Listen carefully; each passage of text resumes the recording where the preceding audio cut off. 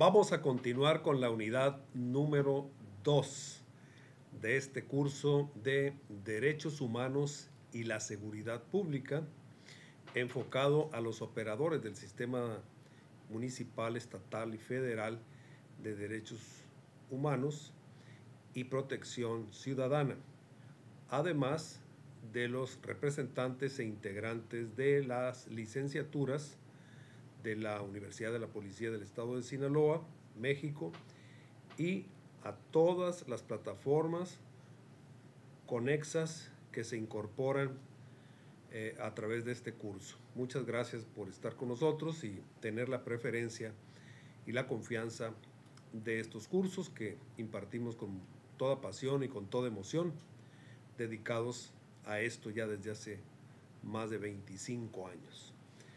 Y obviamente vamos a avanzar con la unidad número 2.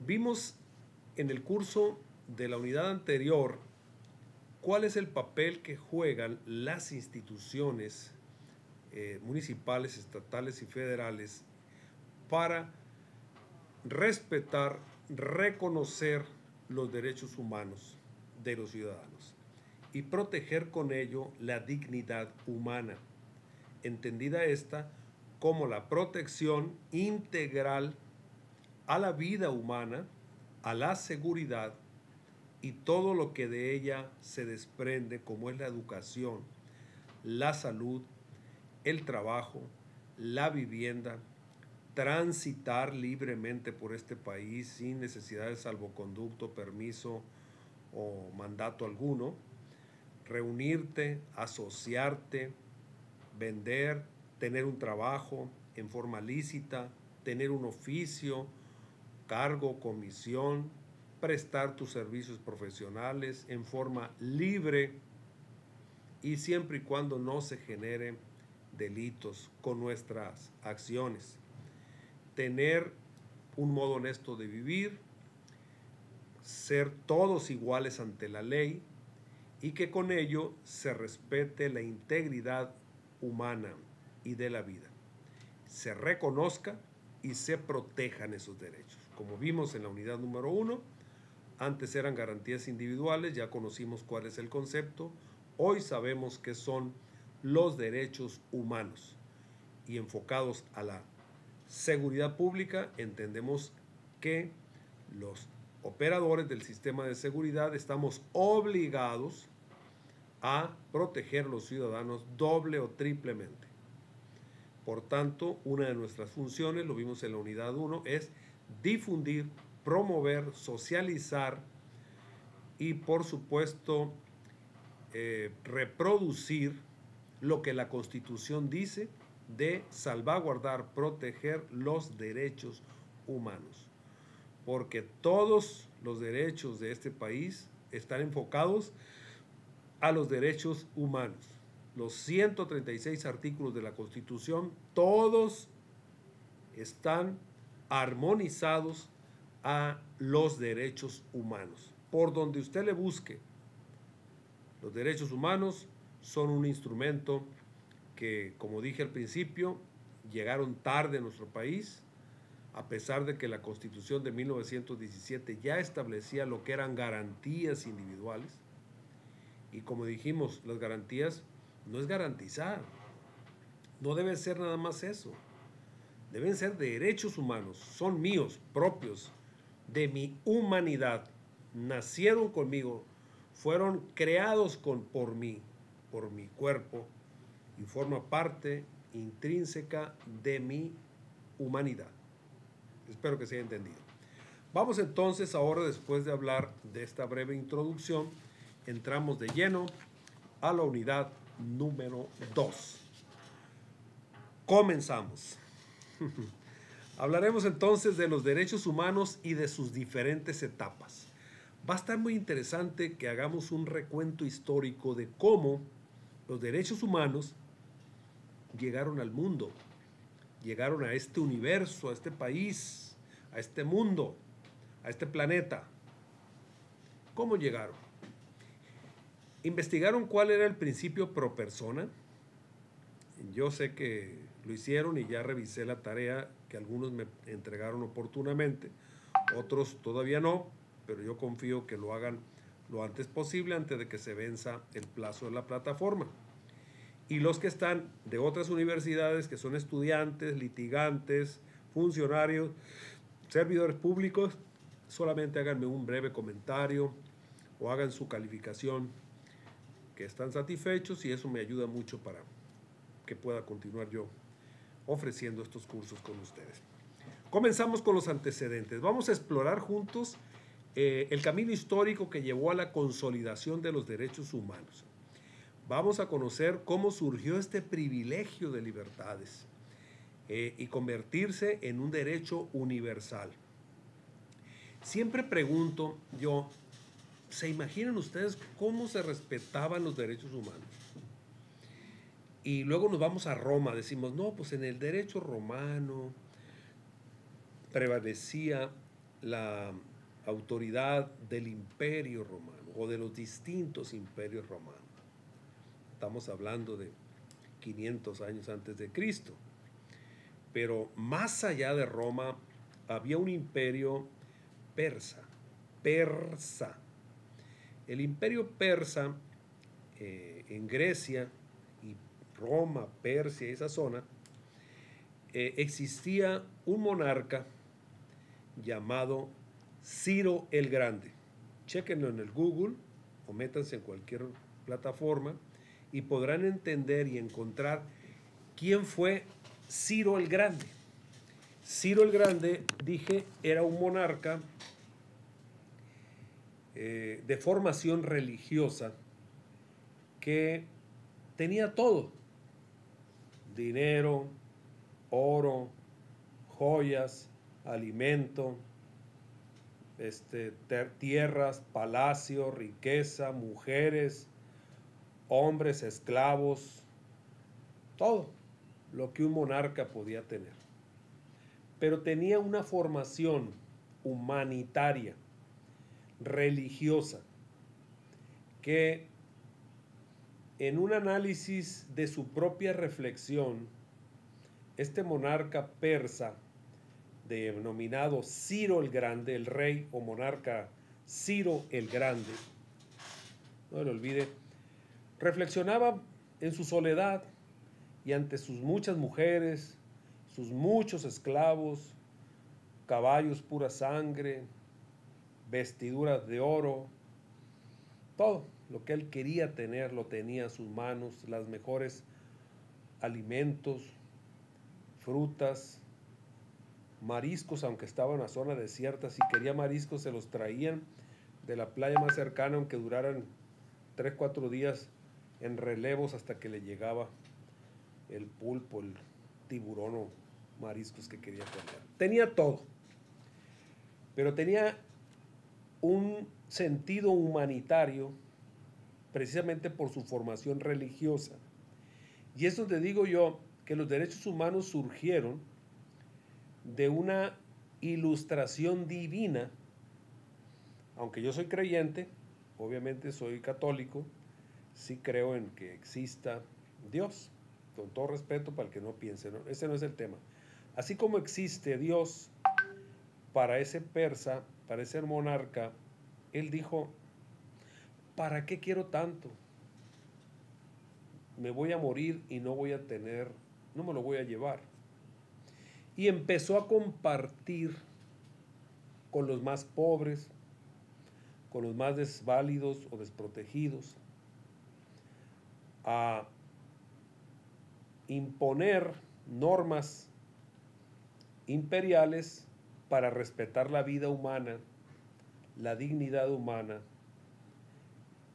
Y claro, pues si tenía esclavos no estaba respetando la dignidad humana, pero pues a esos esclavos no los explotaba tanto, o les daba su compensación en alimentos, en vivienda, en atención a la salud y de sus hijos, les facilitaba animales de carga, etcétera, o dinero o monedas para que compraran lo que ellos requerían. Entonces Ciro el Grande, pues sabiendo que un día moriría y se retiraría de este mundo, quiso dejar ese legado antes que los romanos, antes que otros imperios, en ser un monarca o un rey o un dictador, como le quiera llamar, humanitario. Y antes de morir se puso a cincelar un cilindro, como un cilindro, imagínense el cilindro de gas, un cilindro de gas de los que ustedes tienen, ese es un cilindro, pero en una roca. Y en esa roca cilíndrica empezó a grabar: no robarás, no matarás, no abusarás de tus semejantes, serás una mujer respetuosa y un hombre respetuoso, no serás esclavo, tendrás patrimonio. Y le daba vuelta al cilindro y seguía escribiendo: la vida humana será a través del respeto y la dignidad humana. Y le daba vuelta al cilindro y le seguía escribiendo, hasta que ahí fue escribiendo todo lo que él pensaba que deberían ser o formarse la sociedad. Y bueno, el cilindro de Ciro, así se le llama a esa piedra, a esa roca, quedó escrita la primer declaratoria universal de los derechos humanos. Esa roca está en las Naciones Unidas, ese cilindro, y se considera la primera declaratoria universal. Estamos hablando del año 400, 500 antes de Cristo, y mucho antes de que se pensara que existiría la Organización de las Naciones Unidas, la ONU, en busca de que prevalezca la paz, no la guerra, en busca de que prevalezca el respeto a la dignidad humana. Ese es el origen. Chéquenlo, para que si tienen algún comentario lo puedan hacer. Pero surgen después de Ciro el Grande, o del cilindro de Ciro, pues las cartas magnas de cada país, la petición de derechos. Fíjense nomás, petición de derechos, cuando debe ser el reconocimiento de derechos o la protección de derechos.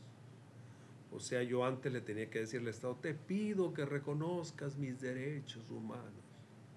No, mis derechos humanos son míos, no son del Estado, ya quedó claro.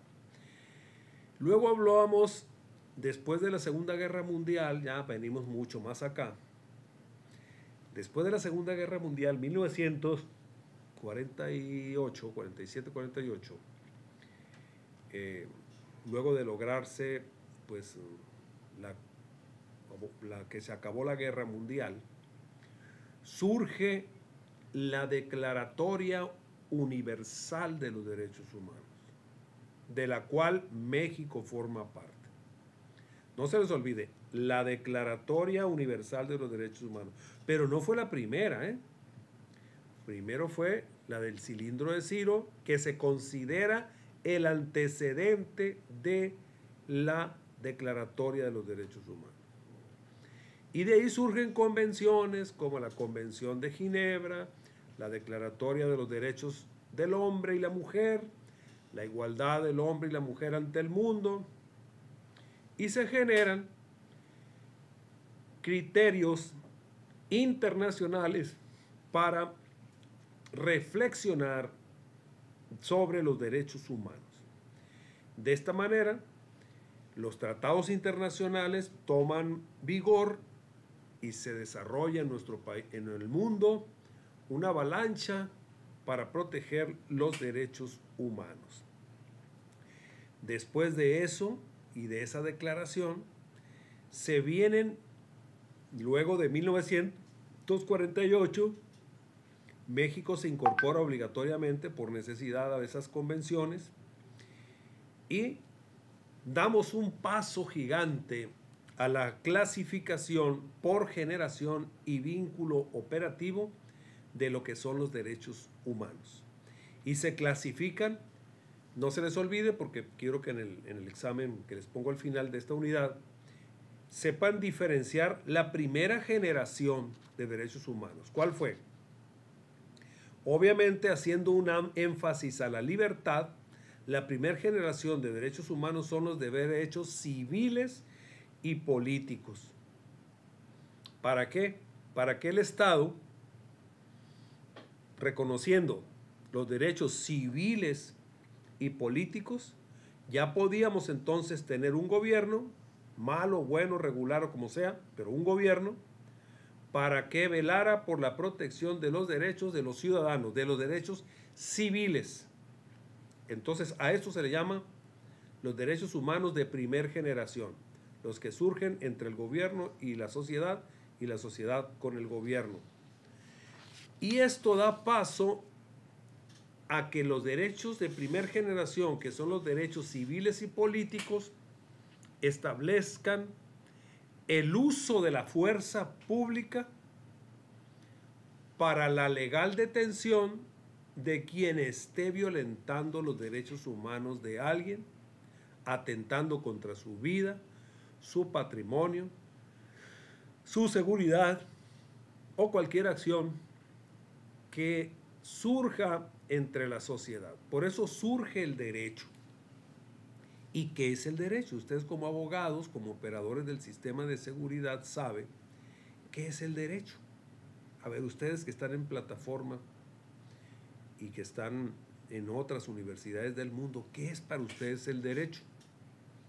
En el mundo y en México, el derecho es un conjunto de normas jurídicas. Cuando decimos un conjunto, cada dedo es uno. Un conjunto es una integración de muchas cosas. Pero entonces, si hablamos que un conjunto de normas jurídicas, estamos hablando de muchas normas. Civiles, penales, mercantiles, laborales, agrarias, fiscales, financieras, todas las que quieran, laborales, todas esas normas juntas le llamamos derecho. ¿Sí? Entonces, si existe derecho, ¿por qué existen derechos humanos? Porque para poder hacer valer este derecho, que son todas nuestras normas, todos debemos marchar conforme cada norma. ¿Para qué? Para que la norma regule la conducta del ciudadano. ¿Y qué pasa si el ciudadano no se deja regular por la norma jurídica o por la ley o el derecho? Entonces entra en acción el Estado a través de la fuerza represora, que es la seguridad pública, y la ley, que son los jueces, para hacer valer lo que dice esta ley. Pongo un ejemplo. Permítanme que me estire tantito. Esta es nuestra Constitución Política de los Estados Unidos Mexicanos. Son 136 artículos. Cualquier artículo o muchos de estos artículos tienen leyes complementarias. Tenemos de la Constitución surge el derecho de amparo. Cualquier acto violatorio a la Constitución que realice el Estado contra los ciudadanos y exista una violación a los derechos humanos, se plantea, a ver si alcanza a ver ahí, la ley de amparo relacionada con el artículo 107 y 103 constitucional. La Constitución establece el rumbo de este país y la ley de amparo es protectora y garante de los derechos humanos. De modo tal que cuando la fuerza del Estado se aplica para el cumplimiento de la ley, El Estado no puede violar los derechos humanos. Tiene que hacerlo por mandato judicial, una detención, un debido proceso, no puede ser violatorio. Y si así lo fuere, se aplica inmediatamente la ley de amparo para proteger la libertad, la seguridad, el patrimonio y todas las normas que protegen al ciudadano. Entonces, a esto que le llamamos, y que quiero que ustedes me lo digan, que surge el Estado para cumplimiento del Estado de Derecho, de todo ese conjunto de normas jurídicas establecidas por la sociedad para regular la conducta del ciudadano, tiene un filtro que se llama derechos humanos.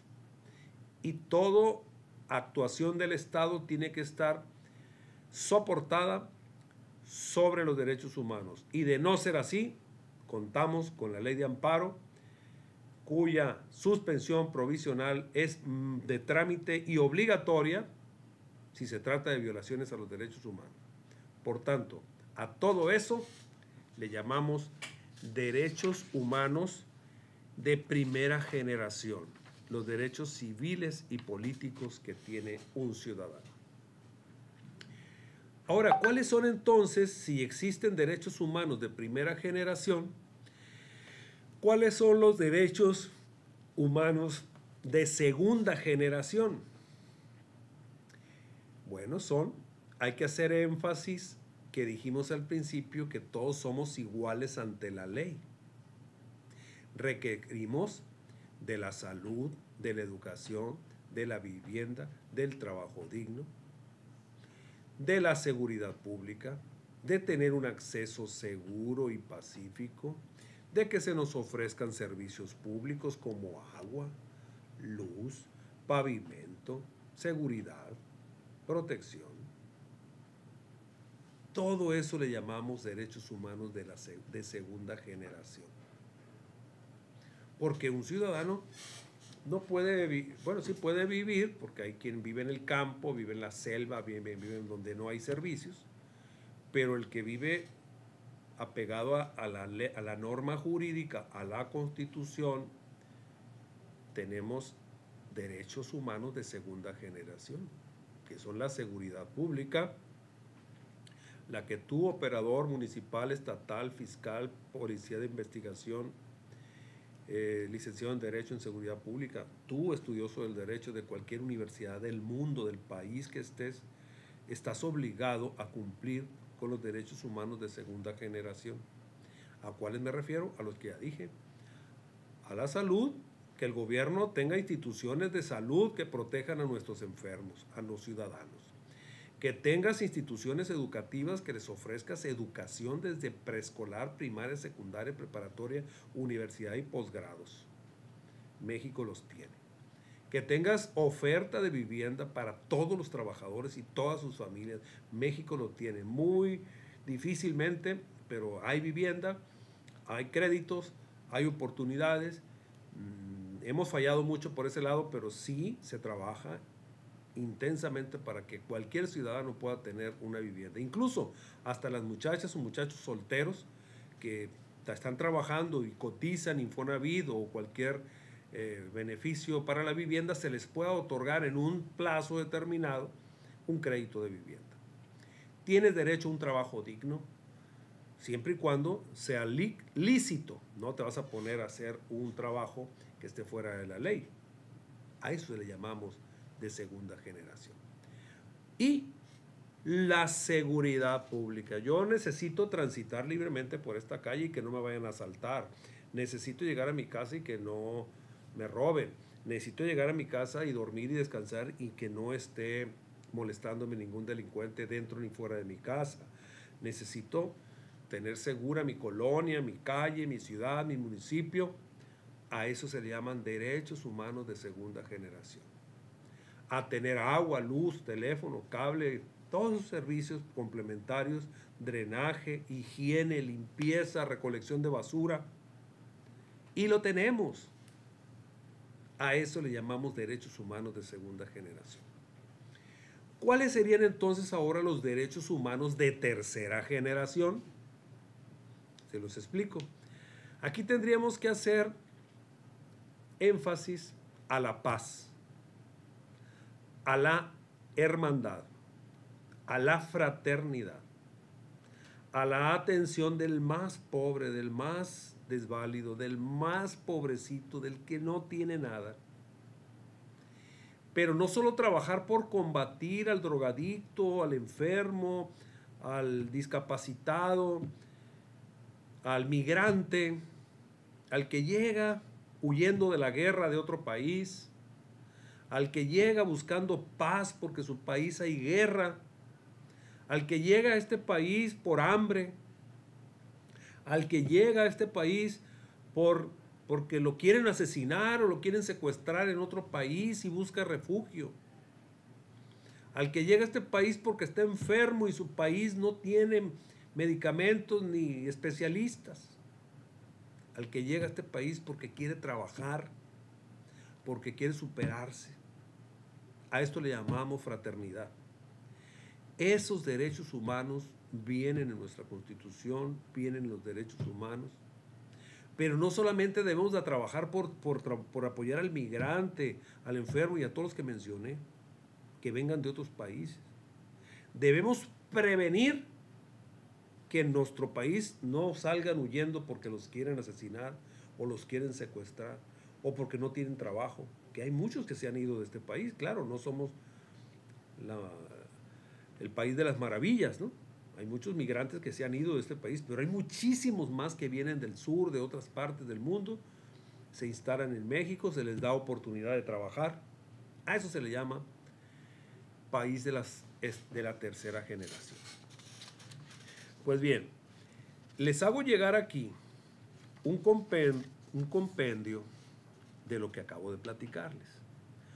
No es todo el tema. Hay un compendio que viene, si lo checan, ahí esta parte es complementaria a la que ya platiqué. Entonces, analícenlo porque ahí vienen los antecedentes históricos de los que le hablé, donde hablé del cilindro de Ciro en el año 539 a.C., en la Carta Magna, cuánto surgió, la petición de derechos, 1628, y vimos una serie de declaratorias que ya les platiqué. Háganme un resumen de eso. Y aquí les explico a detalle qué son, cómo se clasifican los derechos humanos, primera, segunda y tercera generación. Viene una tabla clarita en qué consiste cada generación, estas tres generaciones, para que ustedes tengan una explicación más clara de lo que son los derechos humanos primera, segunda y tercera generación. Y les dejo esta tarea, que es la que me van a responder los que están en el curso, que son de las licenciaturas en seguridad pública, de criminología y de la Universidad de la Policía. Me van a responder obligatoriamente estas preguntas. Los que están en otras universidades, les quiero pedir que me pongan algún comentario de lo que les pareció y si les pareció bien, pues califíquenlo, porque eso nos ayuda a continuar y permanecer con ustedes. Es un curso breve. Entonces, me van a responder las siguientes. 1. Mencione 3 de los documentos históricos 1948 que fueron clave en la evolución de los derechos humanos y describa brevemente las aportaciones de cada uno. 2. Explique cómo un derecho de primera generación y un derecho de tercera generación se relacionan en la función de la seguridad pública. 3. ¿Cuál fue el rol del cilindro de Ciro y la Declaratoria Universal de 1948 en el desarrollo y concepto de derechos humanos? ¿Qué los distingue? 4. Si un perito forense está manejando evidencia, ¿qué principios de segunda y tercera generación de derechos humanos debe tener en cuanto a su relación del trabajo? Me la responden a mano. No quiero que copien y peguen. A mano. Y el resto de los alumnos, que yo sé que son muchos, les pido que hagan un comentario en plataforma o me den la calificación 1, 2, 3, 4, 5, la que ustedes consideren sobre este curso. Me dio mucho gusto atenderlos. Vamos luego a la unidad número 3. Me dio gusto saludarlos. Soy el doctor Carlos Alberto Báez Montes desde Culiacán, Sinaloa, México.